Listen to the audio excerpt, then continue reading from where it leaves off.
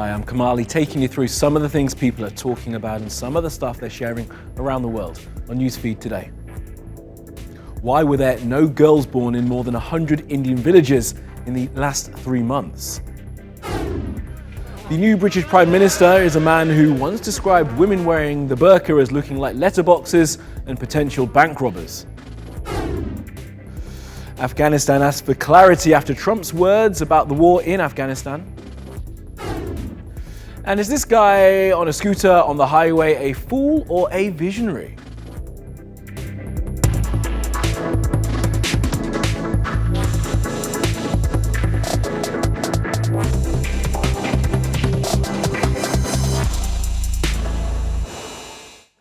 And at the top of our newsfeed, a lack of baby girls in India. This is a story which is a cause for some concern. It's being reported that there are some 132 villages where not one girl has been born in the past 3 months. The fear is that parents are choosing to have an abortion when they find out their child is female. Here's Nia. It's a horrifying story that's come to light from the North Indian state of Uttarakhand, where officials have said that in the last 3 months, in at least over 100 villages, no girls have been born. On digging deeper, they found that at least in 16 villages, no girls have been born in the last 6 months. Officials have now ordered a probe and flagged off these areas as red zones, but many on social media here in India are saying that this is perhaps female feticide at work. Meghnad says it's horrifying. This cannot happen unless large number of people are actively involved in female infanticide or feticide. You've got this Twitter user saying that no law can prevent this unless there is a change in mindset and better opportunities for girl children in India. Now, sex-selective abortions and surgeries were banned in India in 1994, but clearly, as many people are saying, they may still be in practice on the ground. This Twitter user says that female infanticide is already banned in India, and yet it's practiced rampantly because we are unable to address its root cause, which is that families give more importance to having a boy child than a girl child for many cultural norms. Muhammad saying that let's not call it female feticide, let's call it what it is, which is massacre at the most brutal level without officials even batting an eyelid until this point in time. This Twitter user says it's unbelievable what's happened. Who will these boys marry? Raising questions about the gender imbalance that a move like this causes in societies like India. And finally, Shantanu has put out this photo, very, very heartbreaking. This is the week that India celebrated its mission to the moon, which was led by 2 female scientists. And yet we've got headlines like these, which are talking about hundreds of lives that have been snuffed out, despite female feticide being illegal in the country. Okay, let's take a look at some of the other things that we saw on social media. Now, the activist Greta Thunberg gave a speech to French politicians yesterday talking about the climate crisis. Now, before she did so, some French politicians chose to mock her, calling her the Justin Bieber of ecology and the prophetess in shorts. Now, why a prophet needs to be gendered, I don't know. And also, people have been pointing out that the mocking of a teenager who's devoted herself to the survival of the planet is a really disgraceful way for politicians to behave. Many of those who were doing the bullying were from conservative and far-right parties.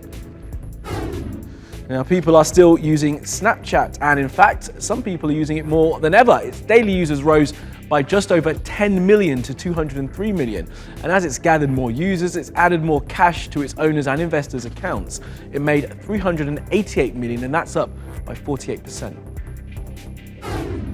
One of the most popular online games on the planet, Fortnite, has added a new feature which is very indicative of where we are right now. The game gained huge popularity because of people streaming their matches for people to watch. Now the game is offering picture-in-picture, so you can watch the World Cup of Fortnite while playing Fortnite.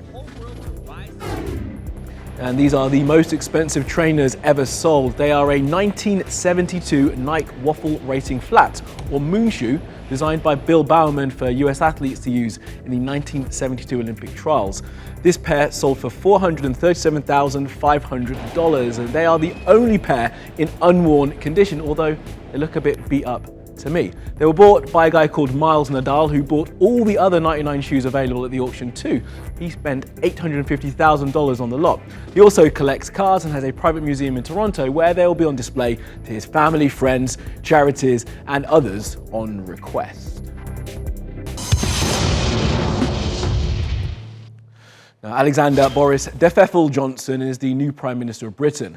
That happened because Theresa May quit, and in the British parliamentary system, people vote for a party to be in power, and that party is the Conservative Party. Now that party's 140,000 or so members get to vote for who is their new leader, and just over 92,000 people have decided it will be this guy. Yes, this is Mr. Johnson when he was stuck on a zip wire. This is when he smashed into a kid while playing a game of touch rugby. And here's some more of the man who once wrote an essay as a child saying he wanted to be world king. And we cannot begin that task until we have delivered on the primary request of the people, the big thing. My friends, we export French knickers to France. French knickers.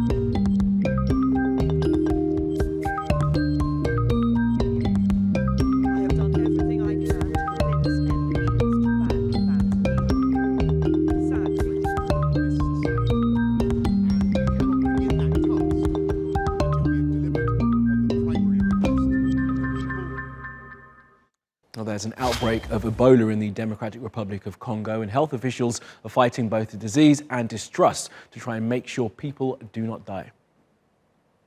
The Ebola virus has killed more than 1,700 people in the Democratic Republic of Congo since August 2018, and the WHO has declared it a public health emergency of international concern. So what is Ebola and how does it spread?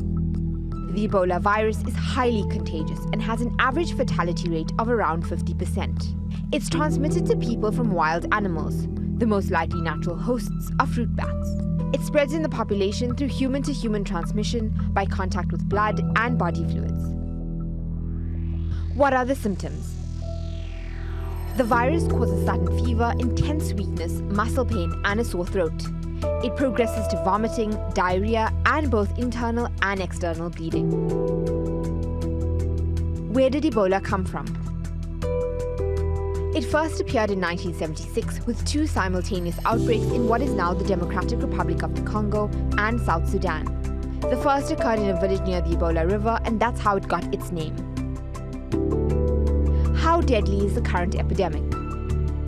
It's the second deadliest on record and has largely been contained to remote areas.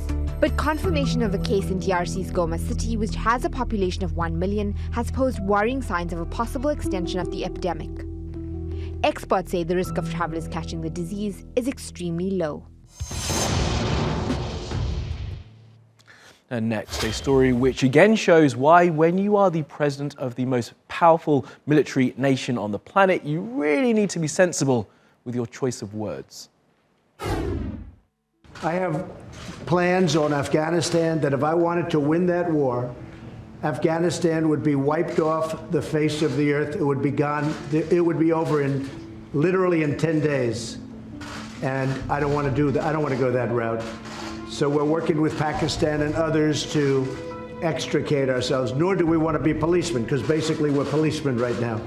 And we're not supposed to be policemen. We've been there for 19 years in Afghanistan. He said that Monday while sitting next to the Prime Minister of Pakistan, Imran Khan. The US sees Pakistan as a key player to a settlement between the Afghani government and the Taliban. However, the Afghan government accused Pakistan of supporting terrorism. His comments upset the Afghan government, and President Ashraf Ghani released this statement. The government of the Islamic Republic of Afghanistan calls for clarification on the US President's statement expressed at a meeting with the Pakistan Prime Minister via diplomatic means and channels. There will be elections in Afghanistan this autumn. Ghani is running again and wants to be seen as being tough on Trump. Controversial statements by the US president are routine, but ordinary Afghans have not taken these ones lightly. Others believe the comments should not be taken seriously. But it hasn't stopped condemnation from former Afghan officials. Former Afghan President Hamid Karzai said Trump had insulted all Afghans, and presidential candidate Rahmatullah Nabil doubts the US has a long-term commitment to peace. US Secretary of State Mike Pompeo has set an ambitious goal of removing troops by September. Despite peace talks, violence in Afghanistan has intensified, which makes peace an unlikely objective anytime soon.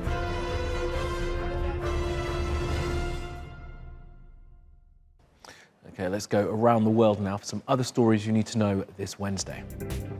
Regulators in the United States say they will begin looking at unfair competition around tech firms without mentioning by name, but they were talking about the FANG, that's Facebook, Apple, Amazon, Netflix and Google and other firms which hold monopolies in the tech space. The question is whether a new company could compete with these firms. Well, I can answer that without an expensive investigation. No, they couldn't. This is a video of the Egyptian Minister of Immigration and Expatriates Affairs speaking to some Canadian Egyptian expatriates. Her name is Nabila Makram. She says that anyone who speaks against Egypt will be sliced, then makes a slicing motion across her neck. The video has been shared widely and her words and action have been criticized by many. The demand for avocados in America is being blamed for the shortage of guacamole in some places in Mexico, and for making it, they are actually making it without the actual fruit. Some taqueras in Mexico City have been substituting avo with a kind of Mexican pumpkin, which is also green and kind of tastes the same. Now, Mexico is exporting more avocado than it can produce, leading to a huge increase in their cost. And next, advertising can be annoying and in your face, so some big brands have gone back to an old-style way of getting their name out there with a futuristic edge. Take a look at this.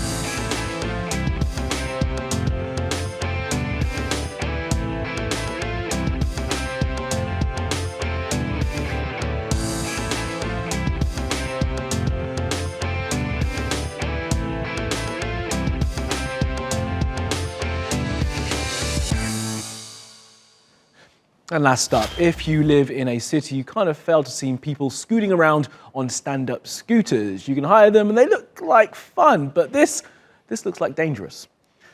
Now, it was filmed in Dallas in Texas, and it's perhaps the worst idea the guy riding this thing has ever had. And the video and the commentary have gone pretty viral since they were posted. Or it could be a vision of the future when polluting cars are a thing of the past and we're all getting around on these kind of things.